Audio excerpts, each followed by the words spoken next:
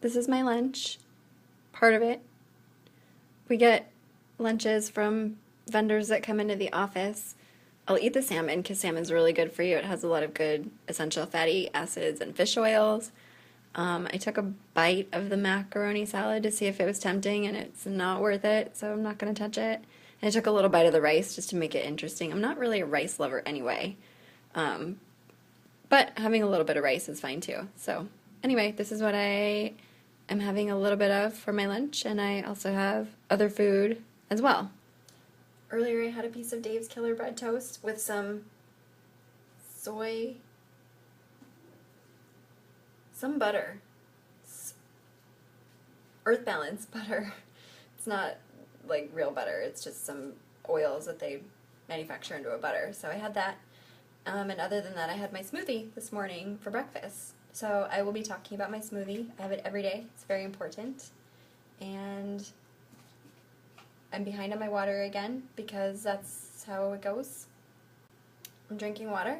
I'm not where I should be for the day, but it's okay. I still have more time to catch up. I've had 4 cups so far, and tea, which I don't count. And that's where we're at.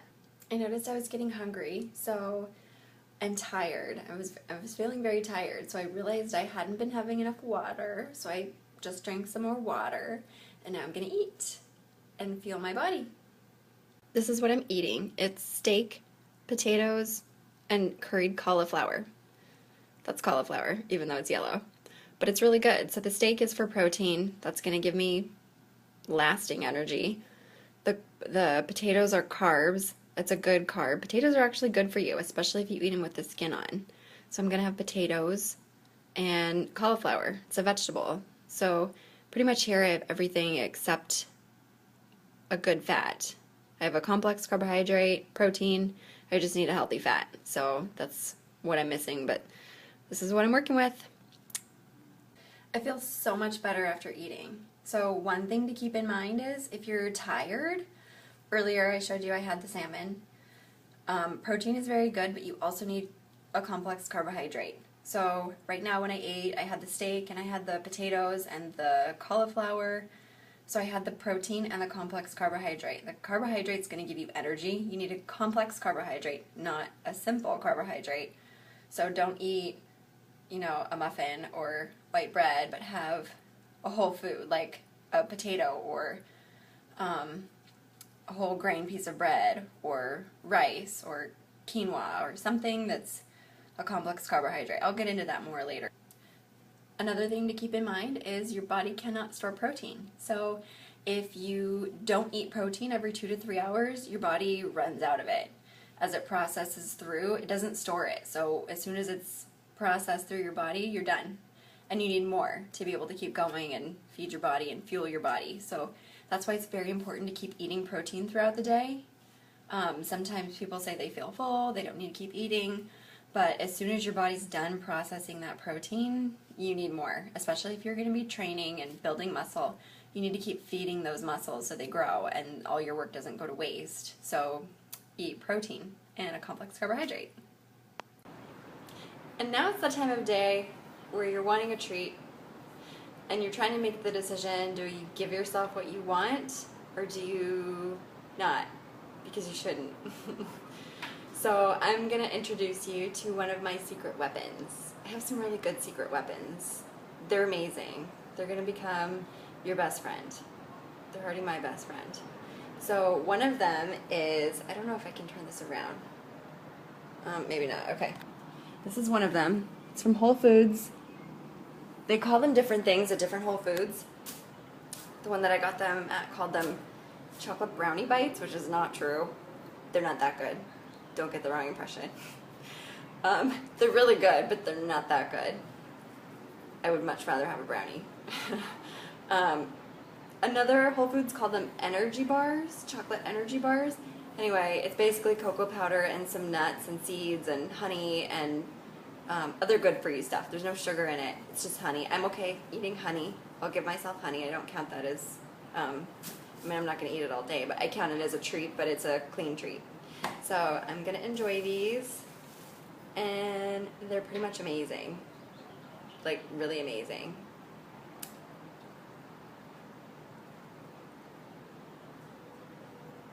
keep them in the fridge, so they're kind of hard. But it has the perfect texture. It's chewy. When you want something chewy, it's got a little bit of crunch because it has the seeds and the nuts in it. And it's sweet and it's chocolatey. It's good. It has that, it's very satisfying in a way that other clean desserts are not. And I have tried some that are not. I will not lie to you and tell you something tastes good if it doesn't. These taste good. But if you're this is my asterisk. If you're used to eating everything you want, brownies, ice cream, cake, pizza, if your mouth is accustomed to that fast food rich flavor, this might take some getting used to. But if you're already starting to eat clean and you've already made some strides towards improving your diet and your diet is becoming healthier and cleaner, as you start eating healthier, you crave healthier tastes. With that being said, there are still some healthy treats that I won't touch. I made these chocolate monkey cookies one time. They looked amazing from the picture. They looked fantastic. Banana, chocolatey, glistening, wonderful. And they looked like cat poop and they tasted like cardboard. On days like today, I'm thankful for my process because I really don't feel like eating well and working out and trying to be healthy. It's challenging when you get home from a long day at work and it's been stressful and you're tired and you don't feel like eating well. I don't feel like, well, I feel like eating well, but it just seems like too much work. It seems like it would be too time consuming and I just don't have the energy today. So just being honest with how I feel, because I don't want to give off the impression that everything's easy and I do it all the time and it's no problem, because I feel like sometimes I think my friends think that that's how it is and it's not. And if you don't know that other people who have been successful at reaching their goals, I feel like I was successful at reaching my goal. If you don't know that other people have those struggles, you might think that you are experiencing something different or new, or at least that's how I feel. When I feel like I'm struggling with something, sometimes I feel like I'm the only one, and everyone else, it's so much easier for them, and I'm the one that's not built like everyone else was, and it's harder for me, which isn't true. And if you let yourself believe that, it's a lie, and it's going to make things so much harder, and it's going to mess with your head. So don't believe the lies. And it's okay to not be motivated 100% of the time. That's why I have my process. I'm easing into it slowly because I don't want to get fed up and then my rubber band snaps back, just like I said. So I am giving myself space to have tiring days and not want to do the things I need to do. With that being said, though, I will say, if you have a goal and you have a deadline, like when I had my competition, that will motivate you in times when you have no other motivation. Sometimes that's the only fuel you run on. So if you're the kind of person that is inspired by that, I would say set a goal. Whether it's doing it with friends and having a deadline, or competing, or they actually say public humiliation is the biggest motivator. So they've done studies where if you know you're going to have to get up in front of a bunch of strangers in your bikini, you will eat well and train well, because you don't want to be standing there in front of everybody watching you, seeing essentially your laziness is what it is. Or it's either laziness or it's lack of determination or lack of follow through, diligence, motivation, which is also brings up another good point. A lot of being healthy, looking good, for, if you will, because that's really what most people want, a lot of that is mental. It's a mental game, which is why I've worked on myself very specifically through different character traits that help this. So there's a period of time where I worked on my discipline. If I wanted to do something, I did it no matter what. So if I cut out sugar, I just cut it out.